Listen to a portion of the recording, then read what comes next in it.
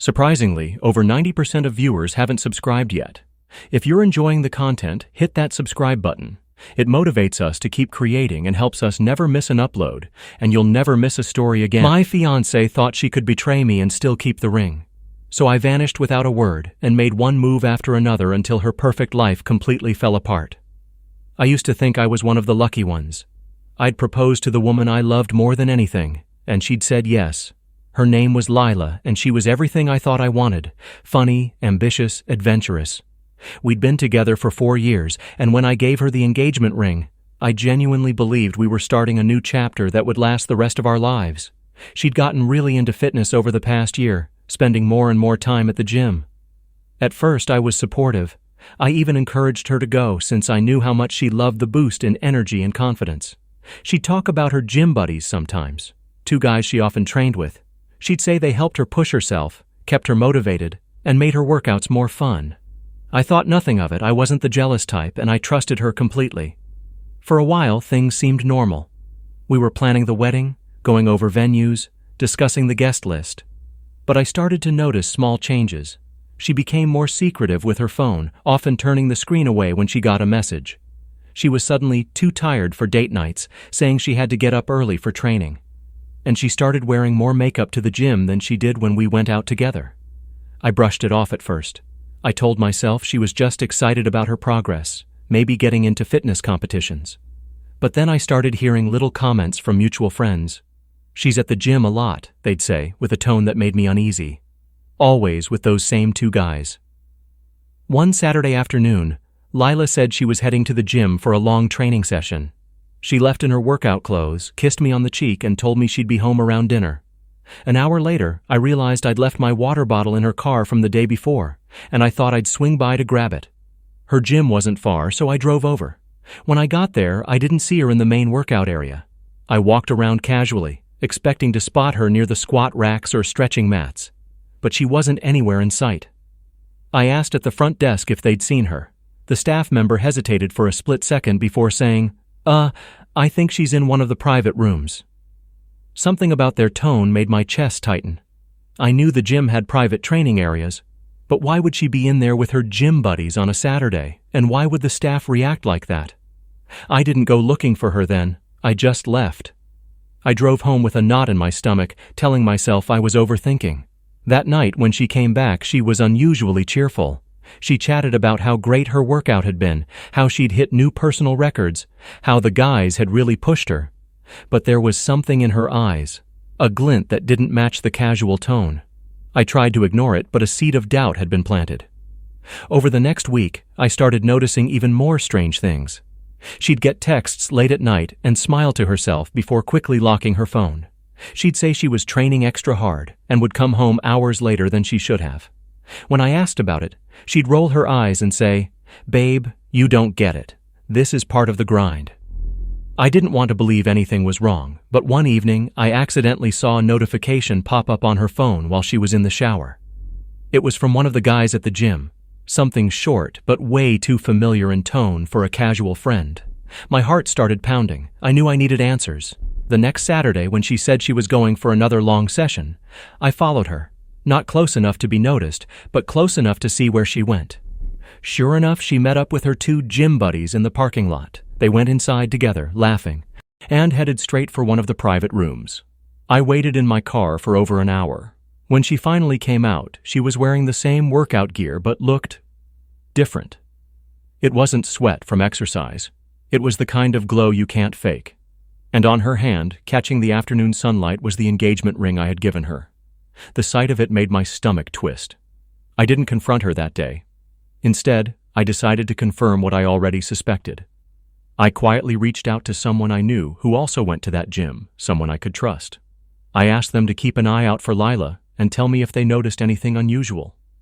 It didn't take long before they sent me a message. "She's here with those 2 guys again, private room, same as last time." That was all I needed. My mind was strangely calm.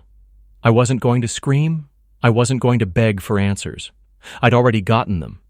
I realized then that the woman I thought I was going to spend my life with was gone, replaced by someone who could smile in my face while betraying me behind my back.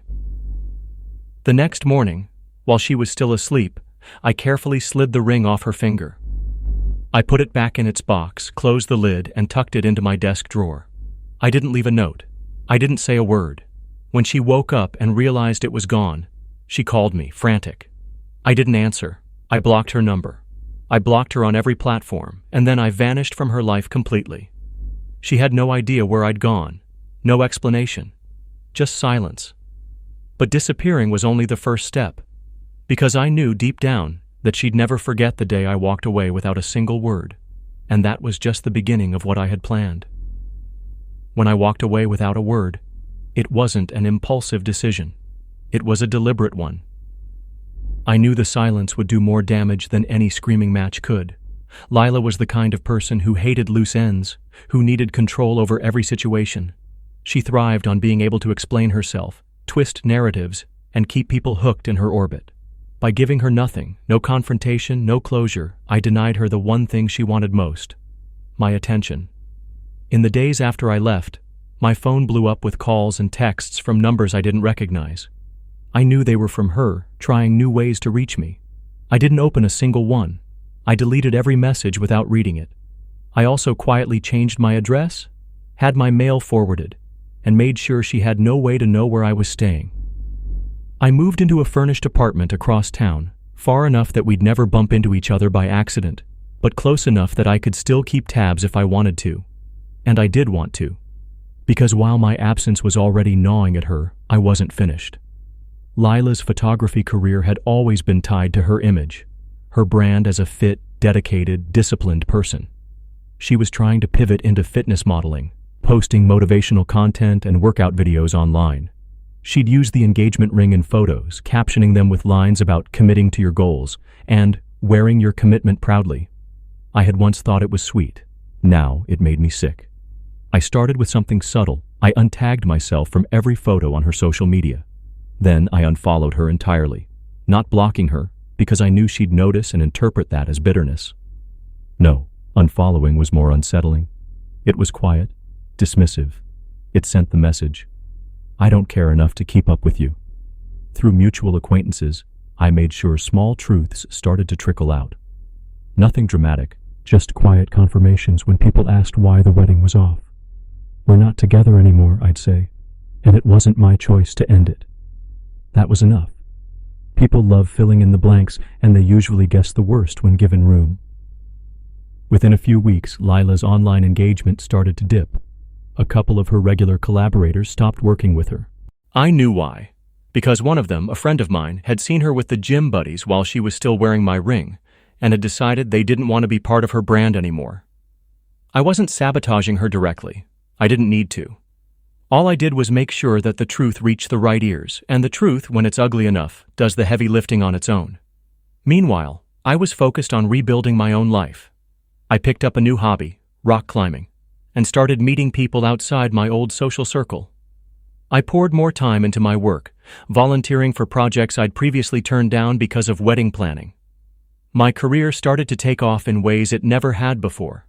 But the more I moved forward, the more I noticed Lila trying to circle back. She had a way of testing boundaries, liking one of my old posts, sending a short message through a mutual friend, even, accidentally, showing up at a coffee shop near my office. I ignored it all. I never made a scene. I just treated her like a stranger. That seemed to bother her more than anything. Then I learned something that gave me the perfect opportunity to turn my silent retreat into something that would actually affect her day-to-day life. Lila had been planning to submit a sponsorship application to a major fitness brand, a deal that could have paid for most of her modeling expenses for the next year. The application required references and proof of community involvement. I happened to know one of the brand's marketing directors from a charity event. I didn't badmouth her. Instead, I made sure they saw the public side of her life, the part where she'd posted content from the gym while still flaunting an engagement ring she no longer had. The inconsistency between her personal commitment image and her actual life didn't go unnoticed. They passed on her application without ever calling her in for an interview. Around the same time, her gym buddies started getting featured in more of her posts. But something about the comments under those posts told me the tide was turning. People were connecting the dots, and Lila, who had once looked like the picture of discipline and loyalty, was now just another person chasing clout with a story full of holes. I didn't stop there. I remembered she had been trying to book a particular studio space for her personal brand photo shoots, a space I had connections to through a former coworker. I reserved it for a small creative project of my own, locking it down for months. It wasn't malicious, I just booked it for actual use. But the side effect was that she had to find a less appealing space for her shoots, which meant her photos looked a little less polished, a little less impressive. In her industry, those little differences matter. Every move I made was quiet, untraceable, and completely within my rights. That was the beauty of it. She couldn't call me out without admitting exactly why I might be disinclined to help her, and I never gave her the satisfaction of seeing me gloat. Then came the moment I knew she was starting to crack. A mutual friend invited me to a gathering at a rooftop bar. I knew she'd be there. My friend didn't hide it. I went anyway, dressed well, calm, smiling.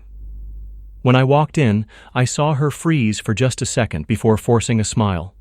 I greeted her like I'd greet any other acquaintance, then turned my attention to the people around us. Throughout the night, I caught her glancing my way, clearly waiting for me to bring up the past. I didn't. I talked about my climbing trips, the new projects at work, the charity event I was helping organize. My life was full, moving forward. Hers seemed stuck. By the end of the night, she came over and said, "We should talk sometime." I just smiled politely and said, "I don't think there's anything to talk about." Then I walked away. That interaction was the closest thing to revenge I could have asked for. Her realizing that she no longer had any power over me, that I had moved on completely while she was still trying to rewrite the story. But I still had one more step to take, one final move that would ensure I vanished from her life in a way that left her wondering what could have been for a very long time. And that move was going to turn her carefully curated image completely upside down. After that night at the rooftop bar, I knew I'd already won in one sense. I could see it in her eyes. That mix of confusion and frustration when she realized I wasn't going to give her any emotional reaction. For someone like Lila, that was the worst punishment imaginable. But for me, it wasn't quite enough. I didn't want just to move on. I wanted to make sure she never forgot that losing me meant losing far more than a relationship. The final step wasn't going to be loud or obvious. It was going to be slow, precise, and impossible to trace back to me. I already knew her career depended on a mix of online perception, collaborations, and access to the right opportunities. So I started thinking about ways to quietly remove her from those spaces without lifting a finger against her directly. The first opportunity came through the charity circuit. Over the past few months, I'd gotten involved in several community fitness events, small 5Ks, wellness expos, and fundraisers. They'd been great for networking, and I'd met several photographers, coaches, and influencers along the way. I made it a point to build solid connections, not because I wanted to brag or replace her in that scene, but because I knew her work pipeline often overlapped with these circles. It didn't take long before one of the organizers mentioned they were looking for a photographer for an upcoming event. Lila's name came up, and I stayed neutral. I didn't badmouth her, but I also didn't recommend her. Instead, I suggested someone else I knew, someone reliable with a clean reputation. They got the job. This happened twice more over the next couple of months, and each time, Lila lost an opportunity she would have counted on before. Her social media, once carefully curated and bustling with engagement, started looking different. Posts that used to get hundreds of comments now got a handful. Collaborations she teased never materialized. You could feel the momentum slipping. Then came the sponsorship she had been chasing with a sports apparel brand. I'd heard from someone in their marketing department that they wanted to feature a new ambassador who embodied trust, dedication, and authenticity. The irony didn't escape me. I made sure the decision-makers saw a very professional, very polished portfolio of another candidate, a young trainer I'd met at a climbing gym. She got the deal. Lila didn't even make the shortlist. At the same time, I was flourishing in my own lane. Work was busier than ever, but in a good way. I'd been invited to speak at a couple of small industry panels. My name was starting to carry weight, and I'd even gotten a feature in a local magazine for my volunteer work. I didn't hide any of this. It was all out there for anyone to see, which meant Lila could see it too if she went looking. And I knew she did. Because one evening I got a message from a number I didn't recognize, just a single line. "You seem happy, I'm glad." I didn't respond. I wasn't about to open that door. The less she heard from me, the more my absence spoke for itself. The real turning point came when I learned she had been trying to organize her own small fitness and lifestyle event, something to cement her brand and get her back in the game. She'd booked a venue, lined up vendors, and started promoting it online. But events like that rely heavily on support from other names in the industry. And without realizing it, she was now competing against a charity gala I was co-sponsoring with a few high-profile community members. The dates overlapped. Our event got the bulk of the attention. Several vendors pulled out of hers to join ours instead. Attendees shifted their plans. In the end, her event went ahead, but the turnout was embarrassingly low. Photos from it looked sparse, and even her most loyal followers noticed. I didn't rub it in. I didn't even mention it publicly. But I knew she'd see the pictures from our packed, high-energy gala compared to her half-empty room. And that, more than anything, would burn. By this point, it had been nearly a year since I walked away. Lila's brand had shrunk, her opportunities had dried up, and the image she'd worked so hard to project was full of cracks. She still had her gym buddies, but from what I heard, even those relationships weren't as shiny as they'd once seemed. People talk. Patterns repeat. One afternoon, I ran into one of those gym friends of hers, the quieter one, at a sports store. He recognized me instantly and looked uncomfortable. We exchanged polite small talk, and in that brief conversation, I learned more than I expected. Without me asking, he hinted that things weren't really working out between the three of them, that people change. I didn't press. I just nodded, wished him well, and went on with my day. It struck me then how little I cared anymore. The person who had once broken my trust so deeply was now just a distant chapter, a cautionary tale I rarely thought about unless someone else brought it up. That was the real victory. Not the quiet sabotage, not the career setbacks she faced, but the fact that I had truly moved on. A few months later, I heard through a mutual friend that she'd left the city. No big announcement, no farewell posts, just gone. The rumor was that she was starting fresh somewhere else. Maybe she was. I hoped she was, because I had no interest in seeing her again. As for me, I stayed. I kept building. My life was fuller than it had ever been, surrounded by people who valued honesty, loyalty, and trust. I never replaced her with someone just to fill the space. When I did start dating again, it was on my own terms, without rushing, without compromise. Sometimes people ask me how I managed to handle such a betrayal without exploding, without some big dramatic confrontation. And I tell them the truth. You don't have to fight fire with fire. Sometimes you just have to take away the oxygen, walk away, and let the silence and your success do the work for you. Lila might never know the full extent of how her choices closed doors for her. She might never connect every lost opportunity back to me. And that's fine, because the point was never to destroy her completely. It was to remove myself from her life in such a way that she would always remember the day I slipped the ring off her finger, disappeared without a word, and started living a life she would never be part of again. And deep down, I think that's exactly what happened.